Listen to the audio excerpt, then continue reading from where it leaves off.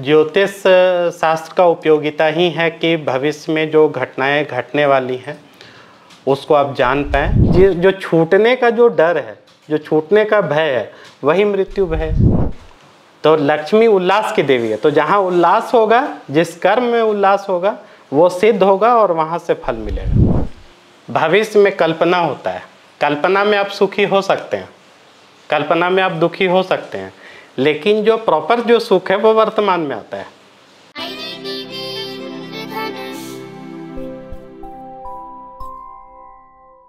नमस्कार, आप देख रहे हैं IDTV इंद्रधनुष और मैं हूं दयानंद राय।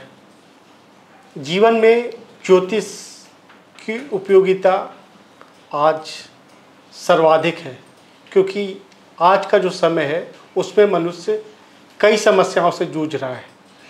तो इस विषय पर बात करने के लिए हमारे साथ है झारखंड के प्रख्यात ज्योतिषाचार्य पिनाकी मिश्र।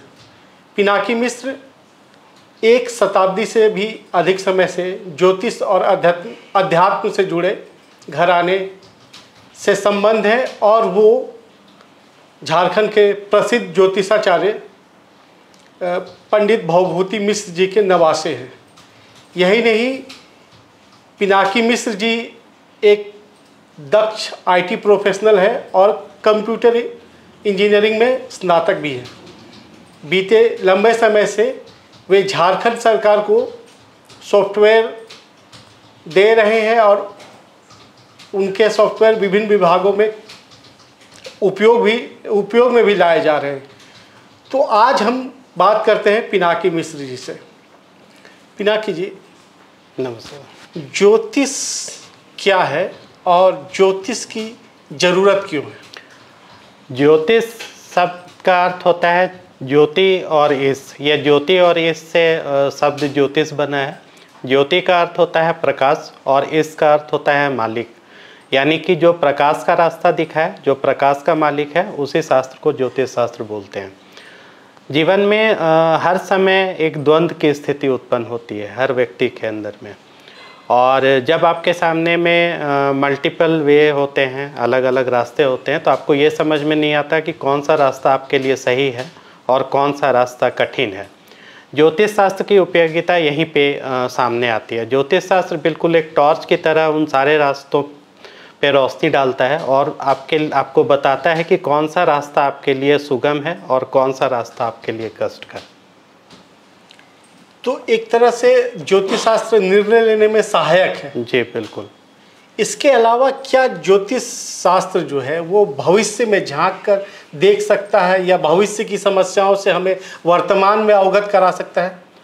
जी बिल्कुल। ज्योतिष शास्त्र का उपयोगिता ही है कि भविष्य में जो घटनाएं घटने वाली हैं उसको आप जान पाएँ और उन घटनाओं के माध्यम को जान करके अपने वर्तमान को ठीक करें। ज्योतिष शास्त्र के बारे में कई लोगों की धारणा है कि यह वैज्ञानिक नहीं है, या फिर बहुत सारे पोंगा पंडित इस तरह के लोग भी इसमें हैं। तो ये कैसे इसको किया जाएगा? देखिए, किसी भी शास्त्र का, किसी भी विषय का दो पक्ष होता है। एक ज्ञान का पक्ष होता है और एक अज्ञान का पक्ष होता है। आप ज्ञान के पक्ष को यूज़ करके कुछ कंस्ट्रक्टिव चीज़ें बनाते हैं और अज्ञान के पक्ष को यूज़ करके समाज में नकारात्मकता फैलाते हैं। माचिस का एक डब्बा है, माचिस के एक डब्बे से घर के लिए खाना भी बनता है और माचिस के उसी डब्बे से घर में आग भी लगाया जाता है। तो कहने का मतलब ये है कि उसकी उपयोगिता, जो विषय की जो उपयोगिता है, वो आप किस तरह के कर रहे हैं, ये व्यक्ति पे निर्भर करता है। आत्मा वास्तव में कोई चीज़ है या फिर हम कपोल कल्पना उसको कह सकते हैं? नहीं, हमारा कोई किसी भी चीज़ का एग्जिस्टेंस जो है तो उसके मूल में एक शक्ति है, तभी तो इतना बड़ा शरीर काम कर रहा है, ये पूरा दुनिया चल रहा है, ठीक है। तो वो जो सूक्ष्म शक्ति है, वो जो सूक्ष्म रूप है, उसी चीज़ को आत्मा बोलते हैं। मनुष्य की सबसे बड़ी समस्या क्या है? मनुष्य आज के दौर में सबसे बड़ी समस्या अज्ञात भय है। हर व्यक्ति अपने भविष्य को लेकर के या आगे का जो उसका जो चिंतन है वही उसका सबसे बड़ा समस्या और सबसे बड़ा प्रॉब्लम वही है। ईश्वर जैसी कोई चीज़ है? बिल्कुल, ईश्वर शब्द का जो अर्थ होता है वो ईशिता शब्द से ईश्वर बना है। ईशिता का अर्थ होता है नियंत्रण करने की क्षमता। तो जिसके अंदर में नियंत्रण करने की क्षमता है वही ईश्वर है। तो ये पूरा जो सृष्टि है, पूरा जो विश्व ब्रह्मांड है, वो कहीं ना कहीं से तो गवर्न हो रहा है। तो वो जो महाशक्ति है वही ईश्वर है। इसलिए एक जीव को ईश्वर का अंश बोला गया है। और एक जीव के अंदर में भी नियंत्रण करने का गुण होता है, इसलिए वो कोशिश करता है अपने संबंध को, अपने काम को, रुपए को, पैसे को, सब चीज़ को नियंत्रण करने का कोशिश करता है। तो वो जो अंश है ना, जो ईशिता का जो गुण है जो एक जीव के अंदर में है, परमात्मा का जो एक अंश है आत्मा में, वही इस तत्व जो है वो ईश्वर है। एक निराला की कविता है, राम की शक्ति पूजा। शक्ति की आराधना हम लोग सब करते हैं, तो शक्ति क्या है और शक्ति की आराधना हम क्यों करते हैं? देखिए, सबसे पहली बात, या आराधना से शक्ति हासिल हो जाती है, ऐसा है क्या? देखिए, शक्ति का स्वरूप ही आप हैं। एग्जैक्टली कुछ भी जो घटना घट रहा है या आप अपने शरीर को ही अगर आप लें तो ये शरीर ही शक्ति का एक रूप है। बट क्या है कि ये शक्ति खंडित है, लेकिन जब आप इसे केंद्रित कर लेते हैं, चूँकि आप क्या हैं या हम क्या हैं, हम लोग सब लोग ऊर्जा का एक रूप हैं, लेकिन ये सारी ऊर्जा खंडित है। अगर इसी खंडित ऊर्जा को एक जगह केंद्रित कर लिया जाए तो वही शक्ति का रूप हो जाता है। आजकल हम ज्योतिषी के पास जाते हैं, ज्योतिषी हमें कोई मंत्र देता है या कोई रत्न पहनने को कह देता है। स्वाभाविक रूप से ये दो कॉमन फेनोमेना है। तो हम ये जानना चाहते हैं, क्या मंत्र और रत्न से किसी व्यक्ति का भाग्य बदल सकता है? देखिए, मंत्र और रत्न दोनों बहुत व्यापक विषय है। और आपने ठीक कहा कि मंत्र तो सब जगह है। आपको, आप कहीं गए, मंत्र लिख करके मिल गया, आप किताब में मंत्र पढ़ लिए, इंटरनेट में मंत्र पढ़ लिए, बट जब उतना मात्रा में आप पढ़ते हैं तो आपको कुछ बेनिफिट नहीं मिलता। ये एक सामान्य समस्या है। और इसके पीछे वजह है ये है कि ऐसी बात नहीं है कि मंत्र में शक्ति नहीं है। दो ही चीज़ है ना, आप मंत्र पढ़ रहे हैं, आपको फल नहीं मिल रहा है, तो या तो मंत्र में शक्ति नहीं है या फिर अपने में कुछ गड़बड़ है। यहाँ पे ऐसी बात नहीं है कि मंत्र में पावर नहीं है। मंत्र का अर्थ होता है मनन करना, और मंत्र आपको तब फायदा देता है जब वो सिद्ध अवस्था में हो। हम ज्योतिष के बारे में जैसी बात करते हैं तो राशिफल के बारे में बात करते हैं, बहुत कॉमन सा, हर आदमी। लेकिन जो राशिफल हम देखते हैं एग्जैक्टली वैसा होता नहीं, उसी राशि विशेष के लोगों का वैसे ही फलाफल नहीं प्राप्त होता है। देखिए, राशिफल बिल्कुल सही प्रश्न है आपका। 12 राशि और कितने सारे लोग हैं, तो एक राशि पे कितने करोड़ लोग आ गया ना। तो क्या है कि एक राशि में जब उतने करोड़ लोग आ गए तो सब लोगों का क्या आचार विचार, शरीर, रूप, रंग एक जैसा तो नहीं होता। तो राशिफल का कॉन्सेप्ट जो है वो ये है कि एक संभावित चीज़ को देखना, एक नॉर्मल चीज़ को देखना। लेकिन जब आप प्रेडिक्शन की बात करेंगे तो प्रेडिक्शन बिना कुंडली के, बिना जन्म कुंडली के ये संभव नहीं है कर पाना। ये फिर वही बात हो गया कि किसी को बुखार हो गया और आप 5 लोगों को बुखार है और सब लोगों को आप कालपोल दे दिए। ये देखना पड़ेगा कि किसको मलेरिया है, मलेरिया के कारण बुखार है, किसको टाइफाइड के कारण बुखार है, किसको वायरल फीवर है। तो वो जो एनालिसिस आता है वो जन्म कुंडली के आधार पर ही आ सकता है। राशिफल यानी सिर्फ चंद्रमा का प्रभाव देख रहे हैं, लेकिन बाद बाकी 9 ग्रह, 8 ग्रह भी तो हैं जिनका प्रभाव हम लोगों को देखना है कि उसका प्रभाव आज के डेट में क्या पड़ रहा है। तो ये एक बहुत बड़ा मिसिंग है, इसलिए राशिफल सही नहीं होता है। आज हर आदमी सुखी होना चाहता है, धन संपत्ति ऐश्वर्य चाहता है और सफल होना चाहता है, तो क्या ज्योतिष शास्त्र के पास सफलता का कोई राज है? ज्योतिष की बात करें या भारतीय अध्यात्म की बात करें, ये सफलता का मूल मंत्र सिर्फ और सिर्फ छिपा हुआ है कि आप अपने ऊर्जा को कितना केंद्रित करते हैं। अध्यात्म के बारे में बात करेंगे तो उसमें सबका विचार, लगभग जितने बड़े महापुरुष हुए, सबका विचार यही हुआ कि आप जो सोचते हैं वो होता है, आप जो सोचते हैं वो आपके जीवन में घटने लगता है। न्यूरो साइंस जो है वो भी इसी कॉन्सेप्ट पे काम करता है। कर्म और भाग्य दो महत्वपूर्ण बातें हैं जिनका अध्यात्म में जिक्र होता है। तो ज्योतिष शास्त्र हमको भाग्यवादी बनाता है, कर्म इम्पोर्टेंट है या भाग्य? देखिए, सबसे पहली बात तो ये है कि ज्योतिष का भाग्य के साथ कोई संबंध नहीं है। ज्योतिष पूर्ण रूप से कर्म सिद्धांत पर आधारित शास्त्र है। ज्योतिष आपको बताता है कि किस कर्म को आप कैसे एक्सेल कर सकते हैं, बढ़ा सकते हैं, कब आपको अपने गाड़ी का स्पीड तेज करना है और कब कम करना है। भाग्य का इसके साथ कोई लेना देना नहीं है। भाग्य जैसा कोई चीज़ है कि मान ले कि भाग्य क्या है? कर्म है। आप कर्म कर रहे हैं तो भाग्यशाली हो गए और कर्म नहीं किए तो भाग्यहीन हो गए। तो भाग्य उत्पन्न हुआ कहाँ से?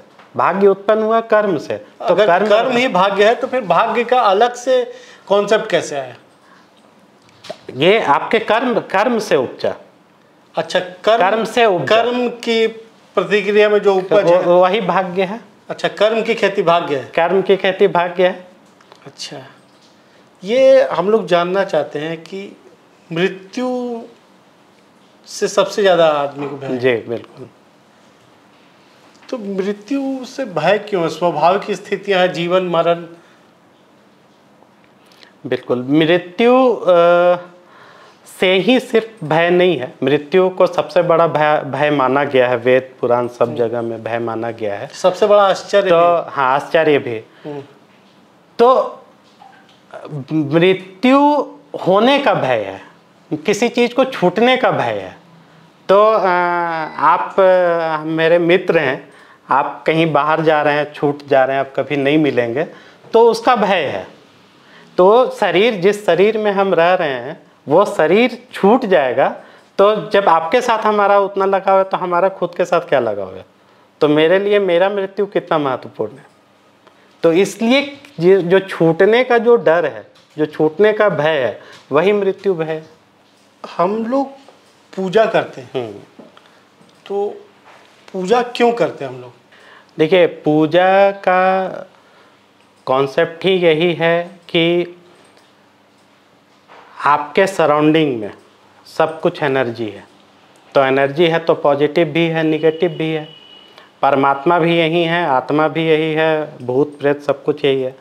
तो पूजा एक माध्यम है, चूँकि सूक्ष्म रूप में हम लोग किसी चीज़ को मान नहीं पाते, देख नहीं पाते, इसलिए उसको मूर्त रूप देते हैं, मूर्ति के रूप में या फोटो के रूप में। तो जब उस पर चिंतन करते हैं, स्थूल क्रिया करते हैं, तो वो एक भाव जागता है। भाव जागता है किसके प्रति? तो वो उस परमात्मा या आपके जो देवता हैं, देवी हैं, जो कि पॉजिटिव एनर्जी का रूप है। तो जब उस पर हम लोग अपने आप को कंसंट्रेट करते हैं अलग अलग प्रक्रिया के द्वारा, तो वो शक्ति फिर धीरे धीरे करके जागने लगता है, पॉजिटिविटी आपके अंदर का बढ़ने लगता है, पॉजिटिव एनर्जी जागृत होने लगता है। तो आपके अंदर एक अच्छा फीलिंग आता है और आप इसका फ़ायदा मिलता है आपको। हम लोग सुनते हैं कि जैसे जो साधु सन्यासी हैं वो हिमालय की गुफाओं में सिद्धि के लिए लंबे समय से तपस्या कर रहे हैं। तो सिद्धि के लिए हिमालय जाना और लंबे समय से, ये सब क्या है? देखिए, ये सिद्धि वास्तव में है क्या? सिद्धि आप जो कर रहे हैं, आप जिस कर्म को कर रहे हैं, उस कर्म में जब आप सफल हो जाते हैं वही सिद्धि है। आप किसी विषय को पढ़ रहे हैं और विषय के बारे में, उसका विषय का मूल तत्व आप जान गए, वही सिद्धि है। ज्ञान क्या है जो हम लोग के पास जो जानकारी है वो ज्ञान है, या जो हम इम्प्लीमेंट करने में सक्षम है वो ज्ञान है, या फिर ज्ञान कुछ और चीज़ है? देखिए, अगर वेद के हिसाब से हम लोग बात करेंगे तो इसको दो भाग में बांटा गया है। एक कर्म कांड है और एक ज्ञान कांड है। तो कर्म कांड में आपके कर्म के लिए जो ज्ञान आप अर्जित करते हैं वो कर्म कांड का हिस्सा है, वो भी ज्ञान है, बट वो उससे आपका भौतिक जीवन चल रहा है। लेकिन ज्ञान कांड का उदाहरण ये है कि वो स्व अर्जित होता है, वो अनुभव होता है। कहा जाता है कि धन चाहिए तो माँ लक्ष्मी की आराधना करें, धनी हो जाएंगे। ढेर सारे लोग हमारे देश में माता लक्ष्मी की आराधना करते हैं, लेकिन उतनी ही ज़्यादा दरिद्रता है। ऐसा क्यों है? लक्ष्मी माता की उपासना तो करते हैं, लेकिन लक्ष्मी को समझते नहीं हैं, इसलिए कि सब कुछ यहाँ पे एक इंडिकेटिव फॉर्म में है। लक्ष्मी जी को उल्लास की देवी माना गया है। तो जब आप पूजा तो कर लिए, लेकिन जब आप धन आएगा कैसे? आपके कर्म से, आपके ज्ञान से। लेकिन जब आप पढ़ाई कर रहे हैं या अपने काम को कर रहे हैं, उस समय आपके अंदर उल्लास नहीं है, उस समय आपका एनर्जी डाउन है। तो लक्ष्मी जी का आराधना हुआ कहाँ? तो वो सिद्ध होगा ही नहीं, तो फिर पैसा आएगा कहाँ से? आपके कर्म से ही आएगा ना। तो लक्ष्मी उल्लास की देवी है। तो जहाँ उल्लास होगा, जिस कर्म में उल्लास होगा, वो सिद्ध होगा और वहाँ से फल मिलेगा।